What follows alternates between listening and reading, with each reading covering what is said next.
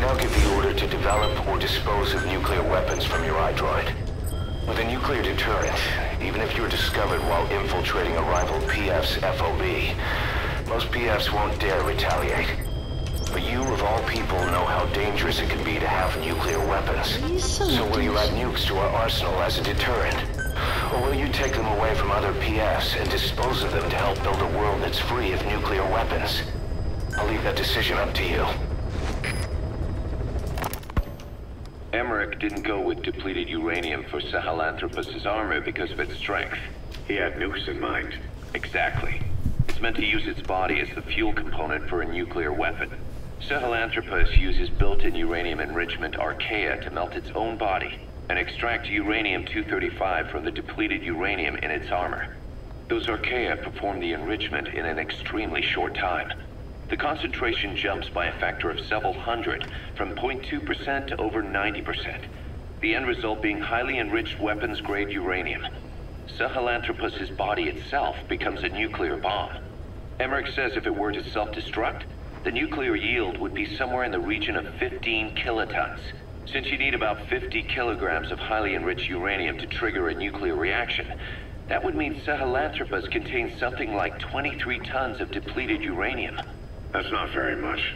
No, it isn't. That's about what you'd expect to find in a main battle tank's armor. The point is, it can be transported anywhere, even use its conventional weaponry on the battlefield, and the international community will never suspect a thing. What do you mean? Big giant robot walking, killing everything. No, not suspect anything. I just received word from the R&D team and the transport team out of Afghanistan. They finished installing Sahelanthropus on the base. It's ours now. All right. Don't let any of the staff touch that thing. Especially Emmerich. Of course. That guy's crush on Sahelanthropus is beyond a joke. Guess he really wants to see his tech stand on its own two legs this time. That's not gonna happen. I know it. So you've got no plans to make it operational again? Damn right. Boss, I want to hear it straight from you. Hear what? What the hell do you want with that thing? The drive is busted. It's not like it has a nuke on board. Even if the metallic Archaea could turn it into a nuclear weapon, all it can do is self-destruct. Sahelanthropus just isn't a weapon anymore. It'll draw unwanted attention without even being a deterrent. I know. The weapon's development strut sank 2 feet under that thing's weight. That's 1 year's drop in a single night. We've started on reinforcing the strut, but there's no guarantee it'll hold up if a storm hits. I know that too. Boss, why keep it? It's a mark. Us Diamond Dogs, we don't have a country to call home. That means we have no past, nothing to prove that we lived. Every one of us threw it all away when we came here. Sahelanthropus is a symbol to show that the likes of us brought at least one crisis to its end. A mark in history. So we can't just fade away. It's of no practical use to us. But we still need it. A symbol of what we've done. I'm glad I sounded you out on this. Snake, on behalf of all of us, I want to thank you. I don't need gratitude. I need security. Keep Emmerich away from that thing. Roger that. You said that the nuke Skullface was trying to spread around the world were equipped with a failsafe. Something that could shut them down at will. His will. Quite so. After all, he needed a guarantee that a buyer wouldn't simply turn the weapons back on him. So how can they be stopped? The criticality trigger, that is, the detonator, is a complete black box design. Any attempt to dismantle it causes it to melt in seconds, using the corroding Archaea. The design ensures that no detonation is possible unless he disengages the lock. So he had a way to disengage it remotely. Precisely. The client simply presses a button. At that moment, the detonator begins transmission with a surveillance satellite. The satellite reports to him how the client is trying to use the nuke. If he does not object, the lock is disengaged. But if it's a risk to him in any way... The detonator melts down. The same is true if detonation does not occur within a preset time after the lock is disengaged, the nuke is rendered useless. Who the hell would buy something with strings attached like that? The client would never know until the moment they actually tried to use it. Most likely, he would have explained the time delay as the detonators needing time to activate. And he only intended to sell to technologically primitive groups in the first place. Let me guess. He'd claim it was defective and offer a replacement. Shadier than a used car salesman. Skullface shakes your hand like a friend, using the other to control you like a puppet. This is how he works.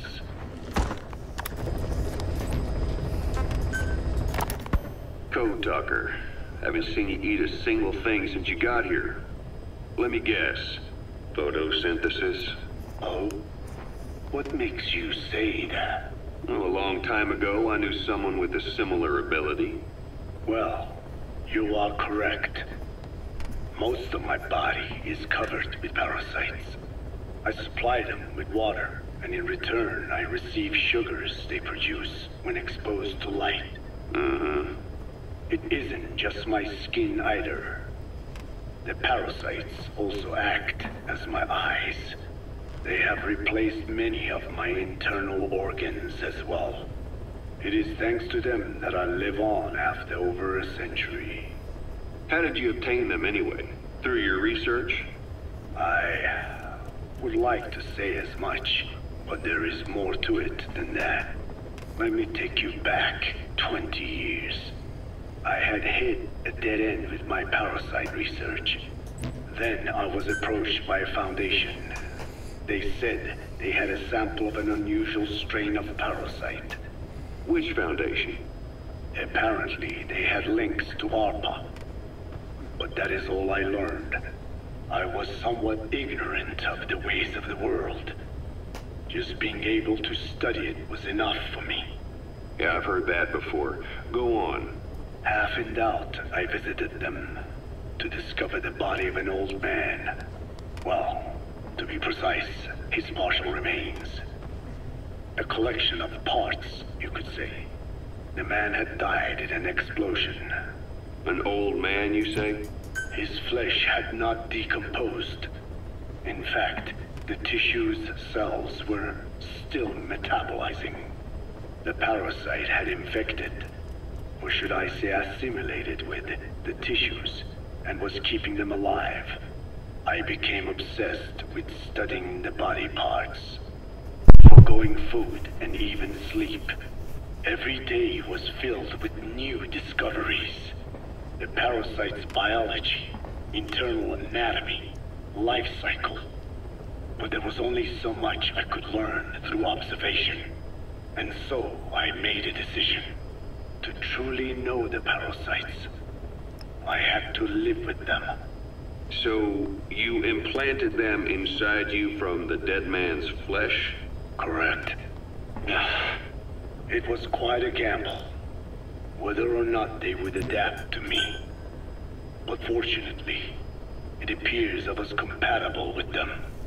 Or perhaps, through my many years of research, my immune system learned to tolerate them.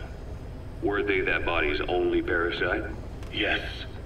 However, there was a separate specimen that supplied its host with adrenaline in response to pain, and yet another that could control insects at will through secreting heterogeneous pheromones.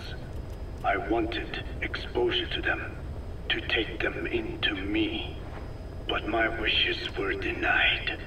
Their records, though, provided clues that helped advance my research. Would you care to join me? A life spent never worrying about food is a most wonderful one. I think I'll pass. But thanks. This has been helpful. Roll, man. Skullface has finally burned out. The world is rid of his existence at last. Was he still alive? You could say that. But you could also say he'd been dead for decades. What's that supposed to mean? Biologically speaking, it's hard to say how much was his life. Side effects from the treatment? No. The primary effect. Keeping a dying host alive as long as possible. That is the whole point. But in the end, he grew too dependent on his children. As if he had any other way to keep on living. He first underwent parasite therapy before the Soviet Union became his home. His body was horribly burned. Fire washed across his thin young frame and stole his skin and his throat, even his lungs. Only through repeated therapies could the parasites keep him alive. Most of his life became something the parasites gave to him. And then he lost the ability to die. That is correct. The parasites live on past the host's death, still aiding cell composition. At that stage, there is no way to extract them from the host cells. There is no way of knowing when the last cell of Skullface's body would die. The only choice was to burn the whole thing. And his children, along with it. And I am one to talk. When my life is snuffed out, I expect you to treat my body the same way. And when I burn, I will truly be one with my children for the first time. You say there were 3 English vocal parasites? According to Skullface, yeah. Skullface had 2 of the English strain with him. You burned both of them. There was an oil fire. I tossed him in. So that just leaves 1. And you tell me Skullface said he used it? He said it was very close to me. Very close. One of your comrades. Or someone ordered to kill you. Or he could have been speaking metaphorically. Metaphorically? Close to your spirit. Close to your heart. Someone who either loves you or despises you. The second one makes a long list. Whichever it is, act with caution. Skullface implanted someone with the English language strain. Who it is irrelevant. Why? I tell you what Skullface really meant.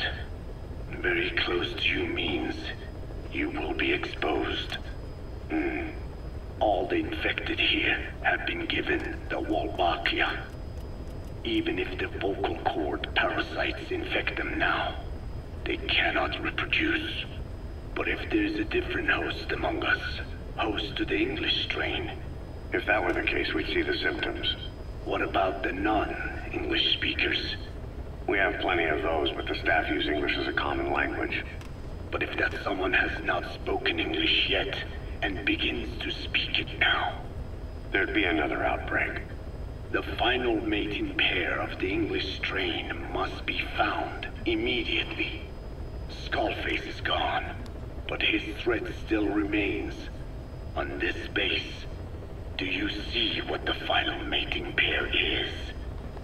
With him dead, those parasites are the stain he wished to leave upon the world. His thirst for vengeance. In their flesh. Think. Does anyone here bear a grudge against you? Who would target you, specifically? The ethnic cleansers that Code Talker mentioned, they weren't Skullface's true goal. All we have is circumstantial evidence, but here's my theory. It was Cypher who started developing the vocal cord parasites as bioweapons, parasitic weapons, and Africa was the testing ground for them. As Code Talker said, their purpose is the ethnic cleansing of only those who speak a particular language. So they could do a weapon of mass destruction to eradicate specific groups, races, ethnicities, or colonies by the language they speak. Or a kind of absolute language control. Or maybe a tool for those arrogant fools to build some misguided utopia. I can see plenty of uses for them. However, in practical terms, they wouldn't be as dangerous as you think. Counteracting the parasites is easy, after all. Cut them out of your throat to save your life, or just don't talk. That also prevents the infection from spreading. So if the international community were to find out about them, they'd no longer be the threat they were conceived to be. In which case, their targets would be limited to minority groups as a deterrent or a terrorist tool. It's hard to imagine Cypher developing something like that as a main weapon for their arsenal. That leads me to think we've only tugged on one little thread in Cypher's grand tapestry. An obscure corner of their work, possibly forgotten altogether. In any case, things changed. When Skullface was forced to relocate to Africa and he saw that thread dangling. All the time he continued that research, he was secretly following his own agenda. The ethnic liberator parasites, his English language strain. Skullface said there were only 3 samples of the English language strain parasite. I think we can believe him. Bringing his ethnic liberator's plan to fruition depended on creating an English version of the vocal cord parasites at all costs. But an English strain would have been useless to Cypher. Worse, it could have destroyed everything they'd built. It was the one type they couldn't allow. That means Skullface was forced to develop his English strain out of sight of Cypher's network. Naturally, he couldn't use the greenhouse facility Cypher had set up and filled with guinea pigs. Skullface must have found some secret place to create his precious few English parasites, hiding all evidence like a man cheating on his wife. Somewhere, an entirely standalone environment. And when his plan entered its final phase, he must have made the place disappear. Some little room, could be anywhere, but now nowhere at all. We'll never know where he did it. But to elude Cypher's surveillance, it couldn't have been big. I believe Skullface was telling the truth. There were only ever 3 samples of the English language strain. Why activate Sahelanthropus in Afghanistan? This is how Skullface wanted things to play out. The Soviet Union secretly develops a new type of nuclear weapon and successfully deploys it in Afghanistan. Revealing the existence of Sahelanthropus results in a return to the glory days of the Cold War. The threat it poses reignites the nuclear arms race between the world's major powers. The demand for nuclear weapons increases around the globe. What if you then introduced a nuclear weapon anyone could get their hands on? Non-nuclear nations, militant groups of all shapes and sizes, they'd all jump at the chance. Sahelanthropus was a marketing tool to sell nukes all around the world. But I think it's safe to say that plan was stamped out before it got up and running. The world's intelligence agencies never did turn up anything conclusive on it. After all, Sahelanthropus vanished before word could spread. Everything that's happened is already a fading memory, never to join the pages of history. Except for Cypher. Cypher won't forget. They'll already be working on something, quiet beneath the surface. They'll use the pieces of data scraped together from this incident to build their own bipedal weapon. It'll take them a long time to complete it, but for now, the greed sector have found their new life's work. We'll have to be ready too. And we will be.